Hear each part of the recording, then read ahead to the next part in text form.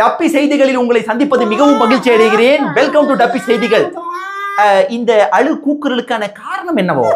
Keanu பேர் வச்சவங்க எல்லாம் அழக்கூடாது. நடந்தது என்ன? என்ஜின காணோங்க. என்னடா பிரியாணி ஆண்டாவை காணோங்கிற மாதிரி சொல்ற? ஏறக்குறைய அப்படிதாங்க. என்ஜினை வண்டி நின்னுட்டு இருக்கும் போது திருடினாங்களா? வழி மறிச்சு திருடினாங்களா? ஃபேக்டரி. ஓ, ஃபேக்டரி பார்க்கிங்ல இருந்து என்ஜினை திருடி இருக்கானுங்க. இல்ல, பின்ன ஃபேக்டரிக்குள்ள இருந்தால என்ஜினை திருடினானுங்க. ஆமா ஆமா. என்னது ஃபேக்டரிக்குள்ள இருந்தா?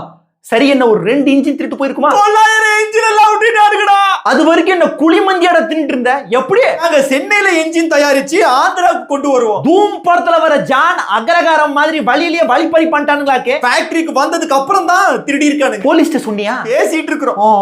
சரி, 900 என்ஜின் ஒரே முட்டுக்கு எப்படா திருடினானுங்க? 5 வருஷமா கொஞ்சம் கொஞ்சமா திருடி இருக்கானுங்க. ஏன் கண்டுக்கல? அது தெரியல. இப்போ கணக்கெடுக்கும் போது தான் தெரிஞ்சது. எது? எங்க தொலைஞ்சு போன என்ஜின் கிடைச்சிரும் இல்ல? கிடைச்சிரும். நல்லா விரிச்சுட்டு கிடைக்கும். டப்பி சாதி கிளம்பலாம்.